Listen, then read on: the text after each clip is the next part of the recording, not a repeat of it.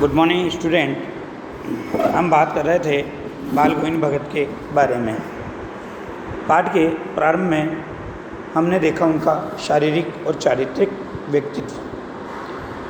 शारीरिक व्यक्तित्व उनका सन्यासियों की तरह था, परंतु वो सन्यासी नहीं थे, गृहस्थ का जीवन जिया करते थे। चारित्रिक विशेषताओं को देख करके ऐसा लगता है कि साधुओं में जो मिलते हैं। तत्पश्चात उनको गृहस्थ बताते हुए उनकी एक और विशेषता को यहाँ पर प्रकट किया, जो हमने देखा उनका संगीत में विशेष रूप से वो कबीर के पद गाते हैं और उन कबीर के पदों का प्रभाव खेत में काम करने वाले लोगों, औरतों, बच्चों आदि के ऊपर किस रूप में पड़ता है, ये चीज़ भी हमने देखी। आगे क्या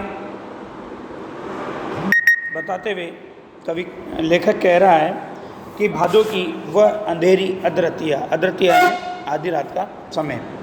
अभी थोड़ी ही देर पहले मूसलाधार बरसात खत्म हुई है। ये वातावरण का चित्रण है। बादलों की गरज, बिजली की तड़प में आपने कुछ नहीं सुना हो, किंतु अब झिल्ली की झंकार या दादुरों की टर्टर बाल गोविंद भगत के संगीत को अपने कोलाहल में डुबो नहीं सकती। झिल्ली आपने देखा, आपके घरों में झिंगुर होते हैं, वो झिल्ली कहलाते हैं। और दादुर अर्थात मेंढक कि बाल गोविंद भगत जब संगीत के पद गा रहे होते हैं तो इनकी आवाज़ उनके संगीत को अपने कोलाहल में डुबो नहीं सकती। उनकी खंजड़ी डिमक डिमक बज रही है और वे गा रहे हैं, गोदी में पिएवा चमक उठे सकिया चिहुक उठे नाम। खंजड़ी उनके हाथ में जो वाद्य यंत्र था उसका नाम खंजड़ी है। और गोदी में पिएवा चमक उठे सकिया, यहाँ का मतलब है कि गोदी में पिएवा अर्थात आत्मा में उस परमात्मा का निवास है, परंतु संसार का मनुष्य इस बात को नहीं जानता या इस सत्य से अवगत नहीं है। लेकिन जब उसे इस बात का पता चलता है तो चमक उठे सकिया, तो वो बड़ा आश्चर्यचकित हो जाता है। चिहुक उठे ना, और चिहुकने लगता है। हाँ, पिया तो गोद में ही है, किंतु वह समझते वह अकेली है। वो कौन? आत्मा क्या समझती है? परमात्मा उसके साथ होते हुए भी वह समझती है कि वह अकेली है। वह चिहुक उठती है।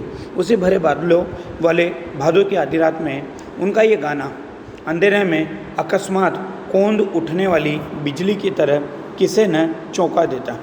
अरे अब सारा संसार निस्तब्धता में सोया हुआ है। निस्तब्धता अर्थात शांत वातावरण में सोया हुआ है, परंतु बाल गोविंद भगत का संगीत जाग रहा है और जगा रहा है। और क्या कह रहे हैं बाल गोविंद भगत अपने संगीत के माध्यम से कि तेरी गठरी में लागा चोर मुसाफिर जाग जरा। यहाँ गठरी किसे का है? आत्मा को, मन को, जिसमें कौन सा चोर लगा हुआ है?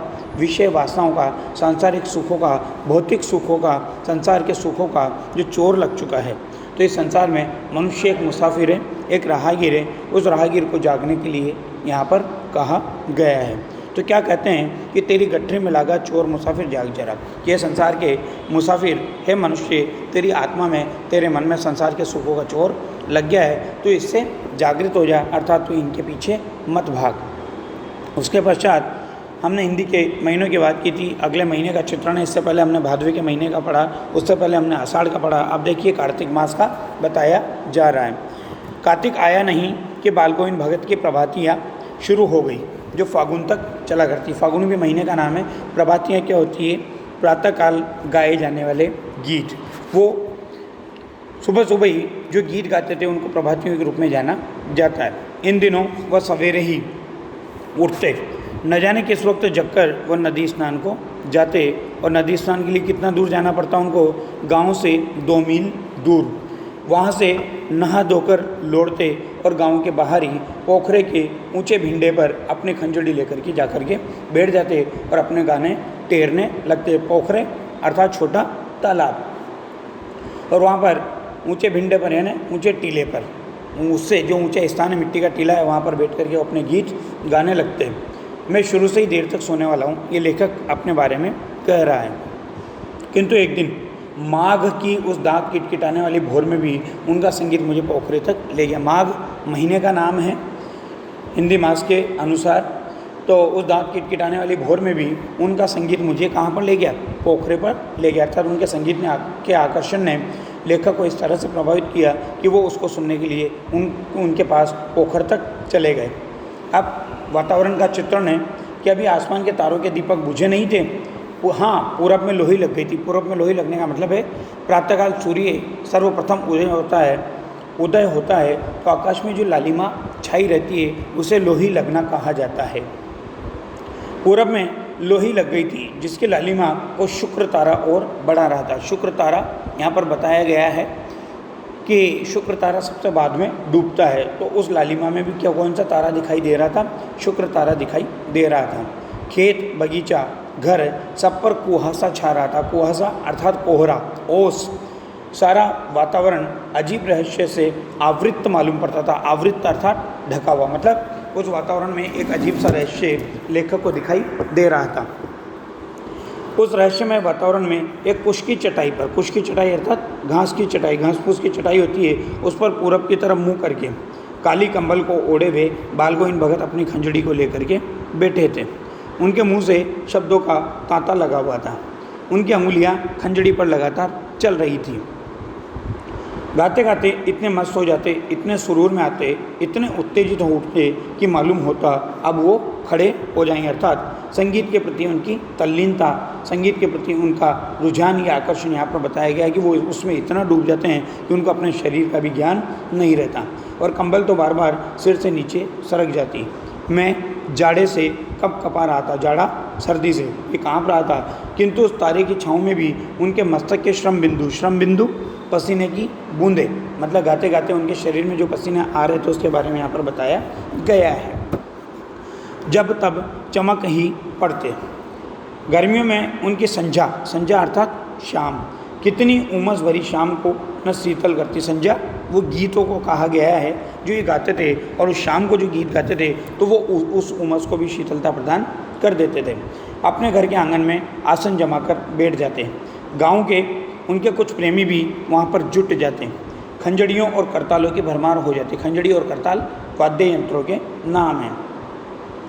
एक पद बालगोविंद भगत कह जाते, उनकी प्रेमी मंडली उसे दोहराती तिहराती। धीरे धीरे स्वर ऊंचा होने लगता, एक निश्चित ताल, एक निश्चित गति से। उस ताल और स्वर के चढ़ाव के साथ श्रोता अर्थात सुनने वालों के मन भी ऊपर उठने लगते। धीरे धीरे मन तन पर हावी हो जाता। होते होते एक क्षण ऐसा आता कि बीच में खंजड़ी लिए हुए बालगोविंद भगत नाच रहे हैं और उनके साथ ही सबके तन और मन नृत्यशील हो उठे हैं। अर्थात उनके संगीत का इतना प्रभाव बताया गया है कि लोगों का मन इतना रम जाता था, इतना डूब जाता था कि वो नाचने लगते थे। उनका तन और मन पूरी तरह से उसमें आसक्त हो जाता था या डूब जाता था। सारा आंगन नृत्य और संगीत से ओतप्रोत दिखाई देता है। ओतप्रोत यानी भरा हुआ। बालगोविंद भगत की संगीत साधना का अब आता है अंतिम चरण इनके जीवन का, जब इनके पुत्र की मृत्यु होती है और यहीं से इनके वास्तविक स्वरूप का ज्ञान भी होता है, जिसके आधार पर इन्होंने समाज में विद्यमान कुरीतियों, रूढ़ियों, परंपराओं का खंडन किया और मृत्यु को एक उत्सव के रूप में माना। बालगोविंद भगत की संगीत साधना का चरम उत्कर्ष उस दिन, चरम उत्कर्ष यानी अंतिम सीमा, अंतिम पराकाष्ठा जिसे कहा जा सकता है, उस दिन देखा गया जिस दिन उनका बेटा मरा। इकलौता बेटा था वह, कुछ सुस्त और बोधा सा अर्थात कमज़ोर सा, किंतु इसी कारण बालगोविंद भगत उसे और भी मानते, क्योंकि कमज़ोर के प्रति सबका इसमें आसक्ति का भाव, प्रेम का भाव स्वतः ही हो जाता है। उनके समझ में ऐसे आदमियों पर ही ज़्यादा नज़र रखनी चाहिए या प्यार करना चाहिए, क्योंकि ऐसे लोग निगरानी और मोहब्बत के ज़्यादा हकदार होते हैं। बड़ी साध अर्थात प्रयत्न से, बड़ी साध से उसकी शादी कराई थी। पतोहू बड़ी ही सुबह और शीतल थी, सुबह और सुशील मिली थी। सुबह यानी भाग्यशाली और सुशील यानी चरित्र वाली, मतलब भाग्यशाली और चरित्रवान थी। घर की पूरी प्रबंधिका बनकर भगत को बहुत कुछ दुनियादारी से उसने निवृत्त कर दिया था। उनका बेटा बीमार है, इसकी खबर रखने की लोगों को कहाँ फुर्सत, क्योंकि बालगोविंद भगत कोई विशेष व्यक्ति नहीं थे, इसलिए देखो उसके घर में कौन बीमार है, कौन मर रहा है, इसकी जानकारी रखने की खबर नहीं है। परंतु जब मौत होती है तो मौत क्या करती है, सबका ध्यान अपनी ओर आकर्षित कर लेती है। किंतु मौत तो अपनी ओर सबका ध्यान खींच करके ही रहती है। हमने सुना बालगोविंद भगत का बेटा मर गया। कौतूहलवश उनके घर गया, कौतूहलवश यानी आश्चर्यवश, देखकर दंग रह गया। बेटे को आंगन में एक चटाई पर लिटाकर एक सफ़ेद कपड़े से ढांक रखा है। वह कुछ फूल तो हमेशा ही रोपते रहते थे। उन फूलों में से कुछ तोड़कर उस पर बिखरा दिए हैं। किस पर? बेटे के शव पर, मृत शरीर पर। फूल और तुलसी दल भी बिखेर दिए हैं और पास में एक चिराग जला रखा, चिराग, दीपक, और उसके सामने ही जमीन पर आसन जमाए हुए गीत गाए चले जा रहे हैं। वही पुराना स्वर है, वही पुरानी तल्लीनता है। घर में पतोहू रो रही है, पतोहू अर्थात पुत्र की पत्नी, जिसे गांव की स्त्रियां चुप कराने की कोशिश कर रही है, किंतु बालगोविंद भगत गाए जा रहे हैं। हाँ, गाते गाते कभी पतोहू के नज़दीक भी चले जाते हैं। अब यहाँ से अंडरलाइन करने का महत्वपूर्ण है, क्योंकि यहाँ पर प्रश्न बनता है। और चले जाते और उसे रोने के बदले उत्सव मनाने को कहते, क्योंकि उनका चरम विश्वास क्या था कि आत्मा का परमात्मा से मिलन मृत्यु के पश्चात ही होता है। आत्मा परमात्मा के पास चली गई। विरहिणी अपने प्रेमी से जाकर के मिल गई। विरहिणी कौन? वो वियोगिनी नायिका जो अपने प्रियतम से बिछड़ जाती है। तो आत्मा भी विरहिणी नायिका मानी गई है, जो अपने प्रियतम परमात्मा से बिछड़ी हुई है और आज मृत्यु के पश्चात उसका वापस परमात्मा से मिलन होगा। भला इससे बढ़कर आनंद की कौन सी बात? मैं कभी कभी सोचता ये पागल तो नहीं हो गए, किंतु नहीं, वह जो कुछ कह रहे थे उसमें उनका विश्वास बोल रहा था। वह चरम विश्वास जो हमेशा ही मृत्यु पर विजयी होता आया है। अब जो पैराग्राफ है वो भी महत्वपूर्ण है, क्योंकि उसमें परंपराओं का खंडन किया गया है। समाज में जो दकियानुसी परंपराएं जिनसे आज में मानव समाज पीछे है, उन परंपराओं का खंडन इस गद्यांश में किया गया है। बेटे के क्रियाकर्म में तूल नहीं किया, तूल नहीं करना अर्थात ज़्यादा बढ़ावा नहीं किया, दिखावा नहीं किया।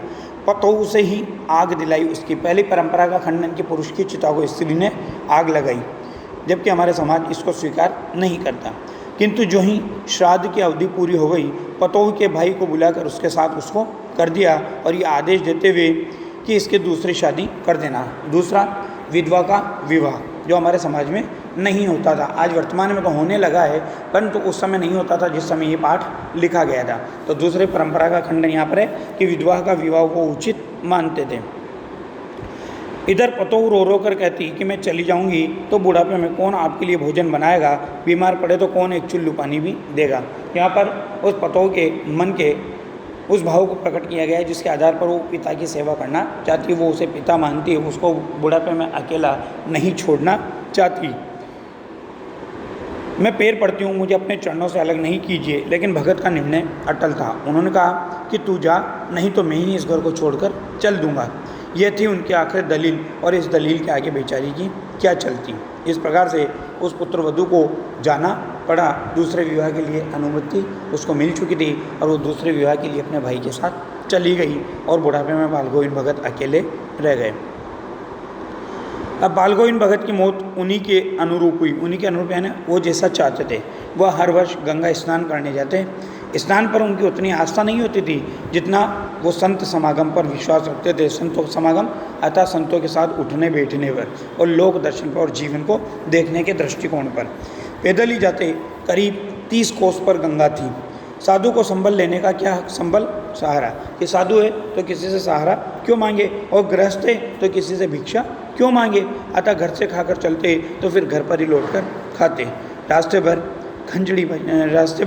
खंजड़ी बजाते गाते, जहाँ प्यास लगती पानी पी लेते। 4-5 दिन आने जाने में लगते, किंतु इस लंबे उपवास में भी उनमें वही मस्ती दिखाई देती। अब बुढ़ापा आ गया था, किंतु टेक वही जवानी वाली टेक, जोश, उत्साह जिसे कहा जाता है। इस बार लौटे तो तबीयत कुछ सुस्त थी, कमज़ोर थी। खाने पीने के बाद भी तबीयत नहीं सुधरी। थोड़ा बुखार आने लगा, किंतु नियम और व्रत तो छोड़ने वाले नहीं थे। वही दोनों जून अर्थात दोनों समय गीत, स्नान, ध्यान, खेती बाड़ी देखना दिन दिन छीजने लगे। छीजने यानी कमज़ोर होने लगे। लोगों ने नहाने धोने से मना किया, आराम करने को कहा, किंतु हंसकर उनकी बातों को टाल देते रहे। उस दिन भी संध्या में गीत गाए, किंतु मालूम पड़ा जैसे तागा टूट गया हो। माला का एक एक दाना बिखरा हुआ।